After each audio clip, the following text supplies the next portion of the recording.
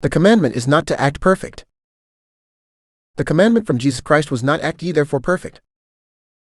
In the Church of Jesus Christ of Latter-day Saints, we take many good principles to a bad extreme. One of them is the Savior's challenge to be ye therefore perfect, Matthew chapter 5 verse 48. People get really self-conscious because they are not perfect, so they put on a happy face and act as if everything is perfect.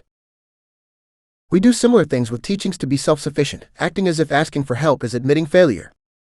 But the truth is we aren't perfect. We often could use some help.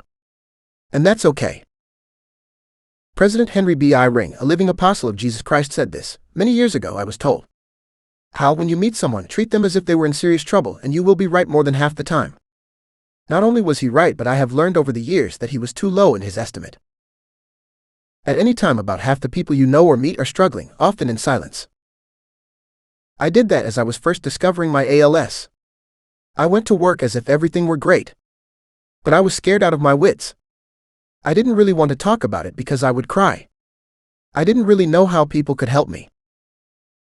It took me a while to process that change, and that's okay. Sometimes it is important to keep our challenges to ourselves. But after a few months I was able to address it in my heart. I decided to be more open about this new challenge and reach out to my network. I've learned in the past year that being served is just as important as serving. That is not an easy thing to accept. I've always been the giver of help. It requires humility to shift to be the receiver of help. I have learned that there is an army of people who are ready to serve, anxious to lift our burdens that they may be lighter. Christ commands us to serve others. How can we serve if we don't know the needs of our neighbor?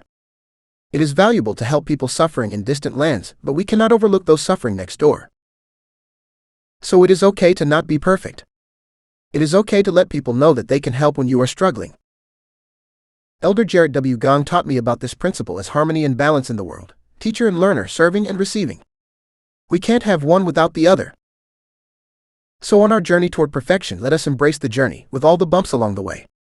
Sometimes we will be pushing others out of the mud, and sometimes we will need their help to get ourselves out of the mud. Christ did not command us to act perfect. So don't be afraid to let others see we ain't perfect yet. Together we'll get there.